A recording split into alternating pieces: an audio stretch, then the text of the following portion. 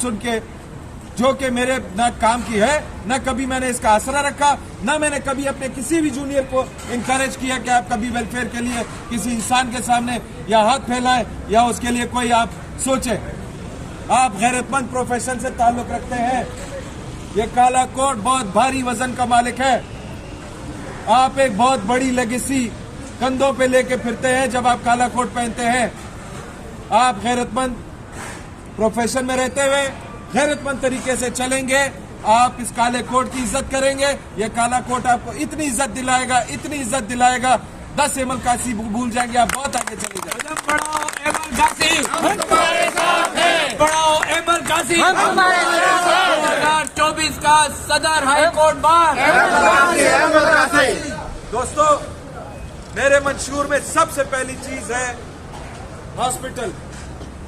50-60 साल की तारीख में हमारी बार की किसी ने उस डायरेक्शन में नहीं लिया कि एक अस्पताल तो हम यहाँ बना सकते हैं कराची शहर में जो हमारा इलाज फ्री ऑफ कॉस्ट करे।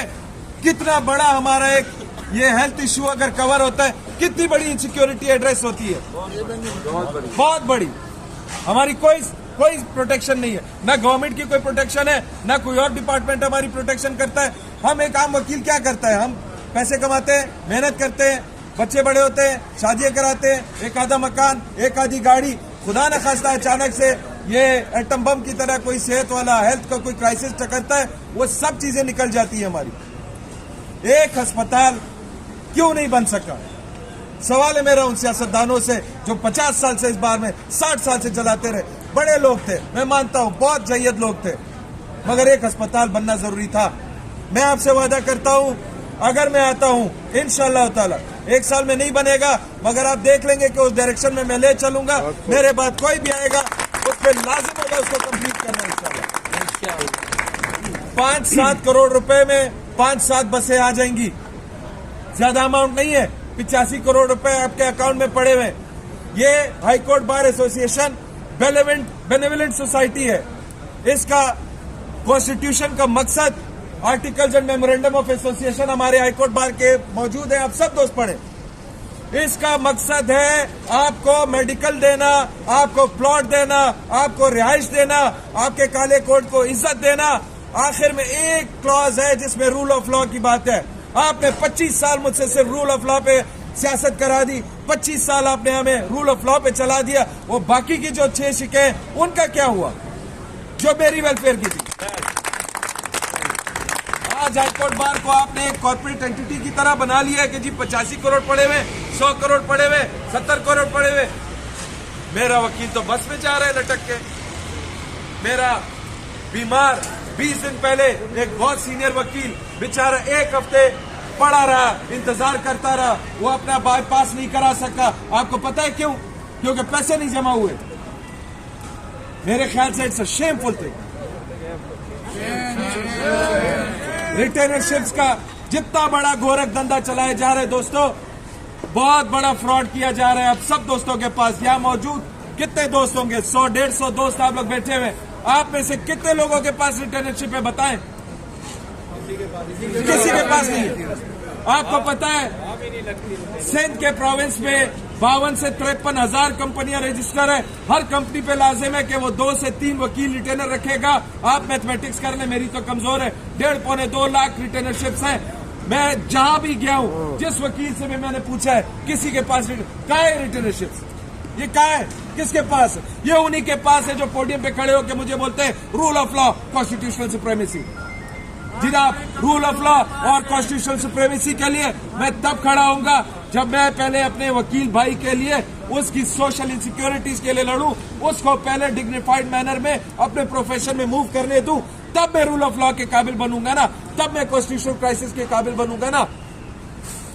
दोस्तों, हमें कम्यूटेशन चाहिए, हमें इज्जतदार ट्रांसपोर्ट चाहिए। हर इलाके से सुबह जाए हाईकोर्ट तक और हाईकोर्ट से गिवन टाइम पे वापस अपने इलाकों में जाए, पूरे कराची शहर से।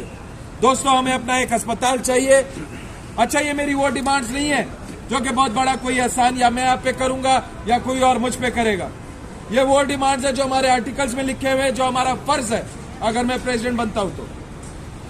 हमें हॉस्पिटल चाहिए, हमें अपने लेडीज के लिए हमारा कितना बड़ा तबका है, हमारी जो फीमेल मेंबर्स है, कितना बड़ा तबका है, कितनी कॉम्पिटेंट लॉयर्स हैं उनमें। कभी हमने उनके बारे में सोचा है? कभी किसी ने भी उनके बारे में सोचा है? किसी ने नहीं सोचा।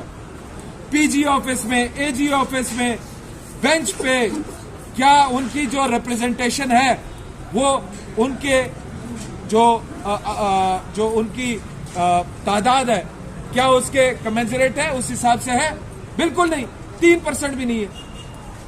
हम कैसे एक डबल ग्रेजुएट और एलीट क्लास और cream of the society claim कर सकते हैं जब अभी तक हमारी लेडीज को हमने अपने बराबर ला खड़ा नहीं किया, जबकि वो ला खड़े होते हैं, पोडियम पर हमारे खिलाफ खड़ी होती है। एक अच्छी लेडी काउंसिल आपके छक्के छुड़ा देती है बराबरी की बुनियाद पे जब आप केस लड़ रहे होते हैं, मगर हमने उनको बिल्कुल पीछे ढकेला हुआ है, ना उनकी सुनते हैं ना उनकी मानते हैं। हमने अपनी यंगस्टर्स के लिए क्या काम किए?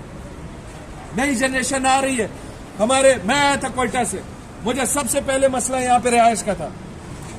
बताएं, अगर मैं रिहाइश करूं, गैस बिजली पानी के बिल दूं, मैं बस का किराया दूं, मैं वहां पे ये बेकार चाय 40 रुपए की पीऊं और उसके बाद मैं वकालत भी करूं, ये तो कोई सुपरमैन ही कर सकता है।